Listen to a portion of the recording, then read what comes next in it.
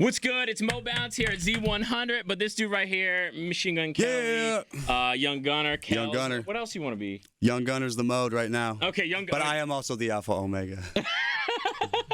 It's okay. So you have to have confidence. That's the confidence we love to see, man. Yeah. And you should, dude. Congratulations on absolutely everything. Thank you. Can Been a wild year, man. Me and my boys were just talking about that. We were at the hotel smoking, having a little wake and bake breakfast, and we were talking like, dang. Vaping, man. you mean? Vaping, of course.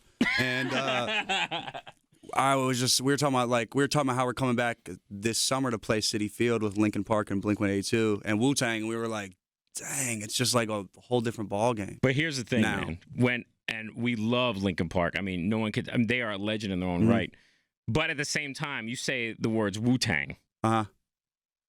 Yeah, it's all wild. It's I mean, that's what I'm trying to say. wild. Like you said, I'm not performing, and I'm like, what? Yeah, that's in Citi Field. That's like 37,000. So like, I mean, it was 700, 800 people venues for us for 7 years. You know what I mean? Well, that's the thing. That's what people don't realize sometimes about you. I see sometimes flack and stuff. Everybody's got an opinion. We all know that. But they're like, oh, this and this. But like, you worked. You weren't like just found it and like all of a sudden went. Nah, not at all. You really worked from the ground up, and that's really rare nowadays. We could both agree on that. Absolutely. I can also agree that like sellout comments and stuff mean like absolutely nothing to me. Well, because it's just like it's just so like spare me. Go do it to someone who's really doing that. You know what I mean? Don't put that on someone who really grinded it out and like put the work in. And all the success makes sense. Of course, you know what I mean. It's not like again. It wasn't the quick like come up. It was like such a long journey. It's like of course success is bound to happen. What you expected me to just fail? That's why you weren't a fan. You didn't do this to be second. Yeah, Jay-Z said that. You didn't do this to be second. You're doing this to be. Yeah, I love that interview that he did. By the way. Oh, that one. Oh yeah. Yeah, that's the little quote where he's like. Oh yeah, exactly. But now the other thing is too. Speaking of working really hard and stuff, I mean, the sternum thing happened. Oh yeah, that was wild. That was a terrible couple weeks. But my point of that is that you were still on stage, clearly holding your chest, in pain, but still, again, just grinding and keep going. Yeah. And I'm sure everybody's like, dude, you got to stop. What are you doing? I'm like, no, I'm doing it. Oh, yeah. And you did it. Yeah. And you visibly were in pain. Yeah, that was rough. Yeah. Because, I mean, every time you're taking a deep breath, it literally felt like a bone was going into, like my your heart. Lung. Yeah. They are like my lung, exactly. Yeah. It was weird. I've had fractures a lot of places, but never a fracture like directly over where my heart was. Yeah, that's what people say, man. It's like you break a rib or something like that, and it's like you can't do anything but you can't let it do anything but let time heal it. And amongst that time, you're just like anytime you breathe or move or whatever. Yeah. So I don't know how them shows happen, but I'm better now. Yeah, you're better now. And last Friday was a big day. The Bloom album release? Bloom! Dude, it took me a minute. I was like, wait a second. I was expecting a little quicker, like... Yo, Bloom is out. Yeah, congratulations. Thanks. Man. Congratulations on... You got great features going, first of all. That's an amazing thing. To be able... And not everybody could just do features. Not everybody could just be like, congregate friends and just good artists around each other all the time. Sometimes it's easier for other people. And it's... When you listen to the songs in the album, it sounds like it was just a no-brainer, easy, like one take. Which maybe it wasn't a one-take thing, but like it just sounded so fluid. There was one takes. Yeah? Yeah. That was a lot of the cool thing of that album was that there was a lot of starting things that there was a lot of demos, excuse me. Yeah. Like Go for Broke went through a bunch of demos. Yeah. Right, like I rewrote my verse a bunch of times on that. Me and James Arthur went back and forth on rewriting certain parts that I would sing a certain part that maybe he was supposed to sing. Yeah. And we would just keep it. We just that one definitely evolved. At My Best evolved. There was like 3-4 different versions of verses that I had. I love Haley, by the way. Man. Yeah, I love Haley too. She rocks. Yeah, and James Arthur, he was just here a couple weeks ago actually, and I think he was saying a couple words about you, good words of course, but like. That's the thing. It seems like everything you're doing, besides your own songs, but songs with features, is that it's like you just visualize it. Yep. You visualize like these are all. It's like they're all homies. They're just good people. Yeah, they're good people. Yeah. So like when you hear the song, you're like, oh, they sound like they're supposed to be on this song together. They sound like they were in the studio, made it. Yeah, it just sounds real organic. It doesn't sound like put together. Not that a lot of things do. Yeah, they do. What are you talking about? So of course a lot of things sound like they get put together, but that's what I'm saying. Especially with the Bloom album, you just enjoy the songs. And that's what's going on with that. So, all right, let's talk more about the tour, man, because that's going to be insane. The Lincoln one? Yeah. How many tours are we going on? Well, I'm going to Europe for 6 weeks, but that's just me doing festivals. But the Lincoln one is the one. I mean, that's that's our first kind of arena / stadium / Is there any nervousness anymore with you? I mean, I never see it, but do you ever go, man, I really hope I kill this? Yeah, every time. You do? Yeah, I'm doing an acoustic performance tonight, and I'm like, I just flew all my homies out here to come play with me tonight, and we've never played these songs acoustic ever, and I hope that we, didn't just waste thousands of dollars and don't go in front of these people and disappoint. You know what I mean? Nah, but it never happens though. But I'm good at like when I put myself in those pressure positions, it always comes out better. Same with the guitar. The first time I played a guitar on stage, outside of when I was like a kid, but which was never staged, it was garages. But like first time I played a guitar as Machine Gun Kelly was probably in front of like 2,500 people. Really? So like there's some pressure for you. Yeah, no, I wouldn't. Don't mess it up. Yeah, shit your pants when you leave. Sorry, we had to bleep that. It's okay. We got a bleep button. It's all right. So, all right. So let me see something here real quick. I want to talk to you about something here real quick. Let's talk about this infamous picture here real quick. Dude, so no, funny. Hold on. No, let me say what I want to say, and then you say what you want to say. Okay. What I want to say is, here's Machine Gun Kelly wearing this shirt. Here's Lil Uzi Vert wearing the shirt as well. Mm-hmm. Now, the thing with this is, he got a lot of flack. A lot of flack. But and can we clear the air real quick that you wore it first? I wore it about 6 months ago in that video with Lil Mix. Yeah. Was it really $2,400? The $2,400 shirt. Yeah. Did you pay for it? So, what did you say? The shirt. Do you like pay for that? Not just that shirt, but anything the designers come to you. Yeah, you pay for it. Okay.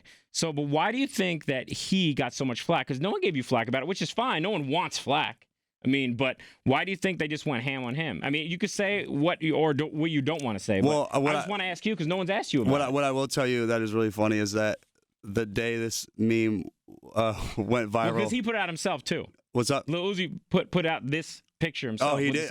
He's like, who wore it better? Oh. It was probably like a week or two That's ago. funny. And he had hit me the day it went viral, like super viral, and he hit me and he was just like, yo, shit's on fire. You know what I mean? So it's okay that you guys just eat it up because it's just funny. Oh, we eat it up. Like when 50 posted it. Okay, so we expect that. 50 posted it, and obviously I'm just like, I mean, that's also like one of my homies, and like I can laugh at myself. I thought it was really funny. You know what I mean? Yeah, I think Uzi rocks a lot of shit, very cool, but I think that the young gunner wore it better than Uzi in this specific situation. Yeah, he wore it better. The man himself said he wore it better right here. Well, congratulations and everything. I had it because no one asked you about it. And I'm like, ask him about it. No, of course you can. Yeah, I'm still laughing about that. That's great. I'm proud to be a part of such a viral meme. The shirt sales went through the roof. Yeah, of course.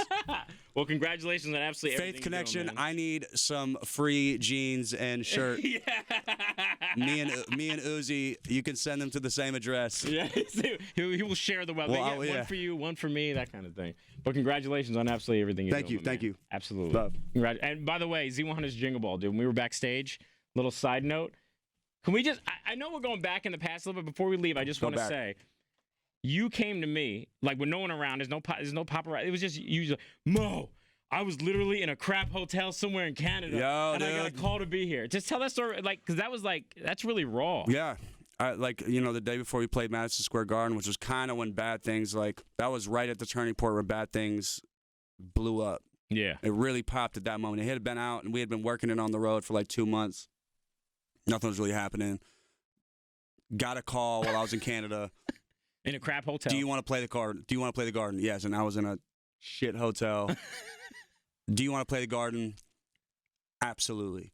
Because also the crowds that were there, it was a weird vibe. It was like we were huge and the song was blowing up, and it was like we were playing these really small towns, as we always do, because we love playing like B and C markets because they never get anybody to come through there. And our connection has always been with like those people, because like you can't forget about them. They're the coolest ones. You know what I mean? Yeah. Like they're the ones who are like, oh, you're in our city, we're gonna go hard. But of course, I think everyone just came too like wasted to the show because the 4 shows leading up to the Madison Square Garden. I mean, they were like probably like 600, 800, 900 cap rooms in the middle of nowhere, and like we would come out on stage to Alpha Omega, which is this very cocky, confident song, and requires a lot of audience interaction, and requires like when you step on stage, people would be like, "Oh, there he is!" Oh. Yeah. None of that was happening, and I'm like, "Yo, we're number 1 in the United States of America, and we're over here playing like shows that nobody else would play, let alone if you had the number 1 record, and like I'm coming out here and you're like asleep at the front row barricade. You know what I mean? Like can barely hold your head up. Like, and I was just like, it's almost like you gotta look, man. It's a meet me halfway thing. Like, but really, I went 3/4 of the way. I drove all the way out here. Yeah. You know that we're not getting. It's not like we're getting paid no real money. It's like I'm doing it for the love. You know what I mean? You gotta at least bring. You gotta. Yeah, I'm doing it strictly for the people. You gotta bring energy too, and I'm not scared as like a leader of my fan base and as an influencer and et cetera of our generation to be like, you know, I'm not scared to like whoop, you know, give them a little whooping real quick. Like, yo, no, that's not cool. Like, you know what I mean? Like when I show up, you show up. Because I'm not gonna tolerate that like too cool. Well, you know, it ain't no too cool. And that's my point. You came to the Garden and you literally and so you know, I took my energy to the Garden. You did. And walked on that stage and was like, "Yo, now I want this. This mine. This my stage." You're like, dude, I'm here, man. I can't believe so. And one last note, man. Congrats to our girl Camila.